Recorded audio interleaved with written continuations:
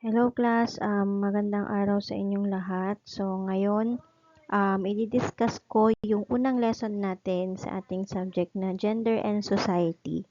So in chapter 1, we will be discussing about legal basis. Ano yung mga batas na itatakal natin sa gender and society. Okay, so first in the list, we have the CHED Memo number 1, series of 2015, or Commission on Higher Education Memo number 1. Ano nga ba ito? Ang CHED Memo number 1, ito yung nagpapatupad ng mga prinsipyo ng CEDAW, which is i-discuss ko mamaya. Pinapatupad niya yung prinsipyo ng CEDAW sa loob ng mga colleges at universities sa Pilipinas. So gustong ipatupad specifically ang gender and development sa mga schools. Ang ginagawa ng CHED Memo number 1 is binubura yung iba't ibang uri ng discrimination sa loob ng campus. Sinisiguro kasi nito na yung mga curriculum or lessons, yung facilities, yung policies sa school ay patas or may fairness and equality sa lahat ng gender. So gusto nila maging gender sensitive yung mga teachers and students. Next. Wait lang. Ayan. Next, we have yung SIDAW. Ang SIDAW naman, it is in the international level para siyang isang international bill of rights para sa mga kababaihan. For women, isa itong malaking kasunduan sa buong mundo sa ilalim ng United Nations. Sinisigurado kasi nito na walang babae na dapat maapi, makaranas ng discrimination, or hindi mapagbigyan ng karapatan. Hindi mabigyan ng karapatan dahil lang sa gender niya or sa kanyang kasarian. Lahat ng aspeto ng buhay, sa trabaho man yan, sa ekonomiya, sa pagboto sa gobyerno, lalong-lalo na sa if the woman is running for politics, sa pamilya at sa kultura, kailangan merong gender equality.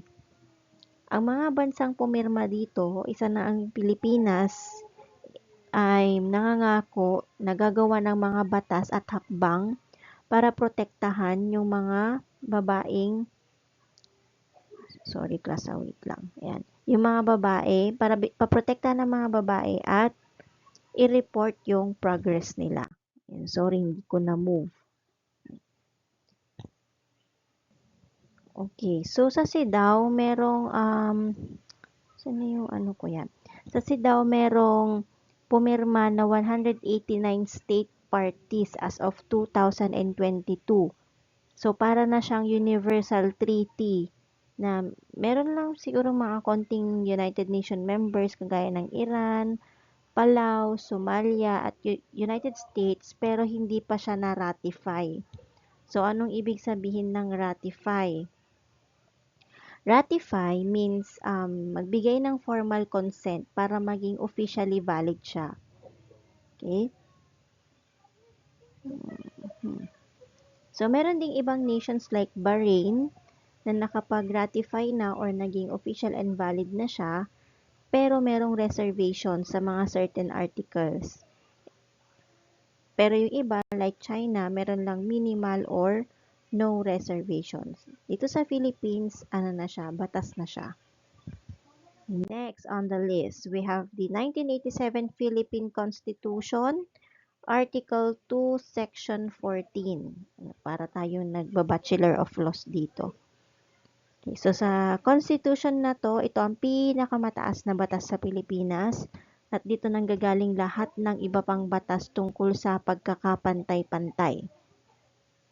Kinikilala ng Pilipinas na ang mga babae ay may malaking ambag sa pag-unlad ng Pilipinas or merong nation building na sinasabi nila.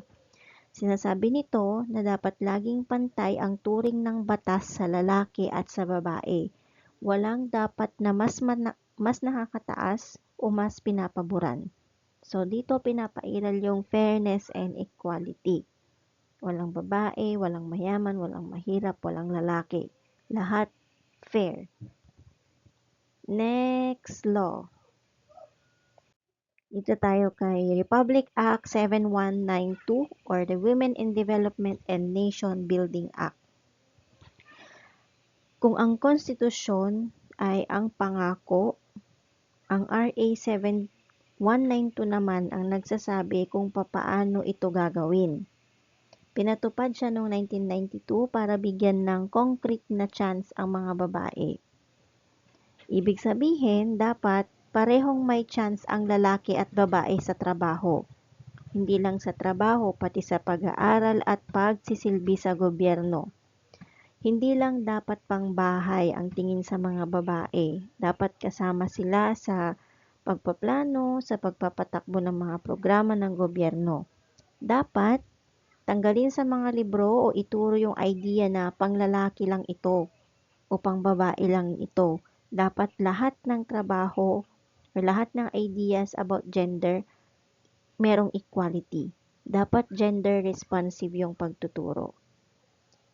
So dahil dyan, dahil sa Republic Act 7192 nabuo ang Gender and Development. Ito yung dahilan kung bakit ang mga opisina ng gobyerno ay merong GAD budget or GAD budget. Inoobliga yung mga ahensya dito sa Pilipinas na gumawa ng mga programs na sumasagot sa mga problema o pangangailangan ng mga kababaihan. Yan.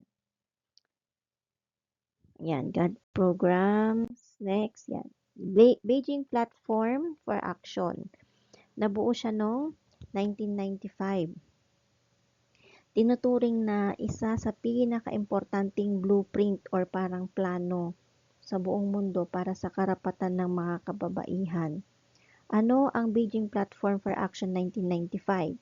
So, noong 1995, nagtipon-tipon yung mga leader mula sa iba't ibang bansa sa Beijing, China. Dito nila binuo yung isang malawakang plano kung paano gagawing mas patas ang mundo para sa mga babae at batang babae. Para sa mga babae at batang babae. Hindi lang siya basta pangarap, meron siyang mga special na layunin or tinatawag na strategic objectives kung paano i-resolve yung mga problema ng mga babae sa politika, sa economy at sa lipunan or society. Hindi siya isang batas or it is a non-binding treaty. Ibig sabihin, importante na malaman na ang Beijing Platform ay isang hindi kasunduan na may parusa. Isa siyang political declaration, which means na pangako ng mga gobyerno na gagawin nila ang lahat para sa gender equality. Kahit na matagal na siyang nagawa, which is in 1995, ilang years na yon? 2005, 2015, 30 years ago. Ito pa rin ang ginagamit na manual o guide doon sa mga bansa na gumagamit nito hanggang ngayon para gumawa ng mga batas na nagtatanggol sa karapatan ng mga kababaihan. Ang gusto lang naman ng Beijing Platform for Action is empowerment of women. Mabigyan ng lakas, ng boses, at kapangyarihan ang mga babae na magdesisyon sa sarili nilang buhay. Susunod naman, si Republic Act 9710 o ang Magna Carta of Women, ang pinakamahalagang batas sa Pilipinas para sa mga kababaihan. Kung ang SIDAW, pangako sa buong mundo, ang Magna Carta of Women ang mismong batas na nagpapatupad sa bansa natin. Ano nga bang ibig sabihin ng discrimination? Sa ilalim ng Magna Carta for Women, bawal ang anumang uri ng pagtatanggi, pagbabawal, o paglimit sa mga rights ng babae dahil lang sa gender niya, may asawa man siya o wala. Kasama na dyan yung mga batas o policies na hindi patas sa babae, yung mga gawain na mas nagpapahirap sa mga babae kaysa sa lalaki, or double discrimination. Example, nagkakaranas ka ng discrimination dahil babae ka na, mahirap o matanda ka pa. Hindi daw pwede yon under Magna Carta of Women. So, ano yung mga initial or pangunahing karapatan ng kababaihan? Ang Magna Carta ay nagbibigay ng proteksyon sa iba't ibang aspects. Una, merong protection sa harassment or karahasan.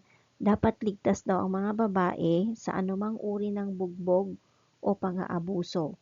Obligado ang bawat barangay na magkaroon ng VAW desk or Violence Against Women desk. So kung makikita nyo sa mga munisipyo, sa police station, merong mga ganito. Ligtas dapat daw sila sa kalamidad. So sa panahon ng bagyo o krisis, dapat unahin ang kaligtasan ng mga babae laban sa pagsasamantala or pang-aabuso sa mga evacuation center. Dapat hindi porket babae sila, hindi sila pwedeng gumamit ng evacuation center. Dapat all access sa gobyerno na ibibigay sa mga kababaihan din. Sa edukasyon at sports naman, hindi pwedeng patalsikin sa school ang mga students o guro or teachers dahil lang sila ay nabuntis ng walang asawa. Dapat din silang bigyan ng pantay na pagkakataon or chance sa scholarship at sports. Kapag papasok naman ng babae sa military at police, dapat pantay ang sahod, pantay ang promotion, ang benefits ng mga babaeng sundalo at pulis sa mga male counterparts. Hindi porket lalaki ka, mas mataas ang sweldo dahil malakas ka. Hindi pwedeng ganon. Sa media naman, bawal ipakita ang mga babae sa paraan na pwedeng nakakasira ng kanilang dangal o dignidad, lalong-lalo na sa TV, sa pelikula o sa dyaryo. So, ano yun yung mga important benefits under Magna Carta of Women? Una, meron tayong yan. Hindi maibalik. Sorry, yan. So, unang-una, meron tayong gynecological leave. Ang babaeng empleyado kailangan maoperahan dahil may sakit sa matris o ovaries. So, isa itong mga gynecological disorders. Meron siyang right na mag-leave ng 2 buwan na buong bayad. Basta dapat 6 months tuloy-tuloy siya nagtatrabaho. Then, naoperahan siya, pwede siyang mag-leave ng diretsong 2 weeks. Meron din maternity leave na 105 days na may bayad. So, dagdag 15 days ulit kung solo parent. So, total of 120 days. Basta solo parent Sa health services naman, karapatan ang komprehensibong serbisyo pangkalusugan sa lahat ng yugto ng buhay ng babae. So, regardless of age, kailangan meron silang health benefits or services. May karapatan ang babae na pumili ng mapapangasawa at magdesisyon kung kailan o ilan ang magiging anak. Hindi mo pwedeng pilitin ang babae na gusto ko ng 10 anak. Kaso ayaw niya, hindi pwede. Pag sinabi niya hanggang dito lang ang kaya ko, hanggang dito lang ang kaya kong ibigay, wala kang magagawa. Meron tayong Magna Carta of Women. May karapatan siyang magkaroon ng sari-sariling ari-arian, titulo ng lupa at pasukin ang kahit anong propesyon na gusto niya. In short, she is limitless sa mga pangarap niya. Sino ang marginalized sectors? When we say marginalized sectors, yung mga mahihirap, yung kapos sa buhay, yung mga yan. Binibigyan ng Magna Carta of Women ng special attention yung mga babaeng mas nangangailangan dahil sa kahirapan. Tulad ng babaeng magsasaka, mangingisda, or talagang lugmok na sa kahirapan, kumbaga. Yung mga katutubo or indigenous peoples, mga senior citizens, PWDs, mga solo parents, and also mga migrant workers or OFWs. So, ang Magna Carta of Women, ginawa siya upang ma-assure na ang bawat Pilipina ay protected sa pang-aabuso. Dapat daw may boses sila sa gobyerno at may pantay na sahod at oportunidad sa pagtatrabaho. Hindi dapat sila aapihin kahit ano pa ang katayuan nila sa buhay. Okay. So that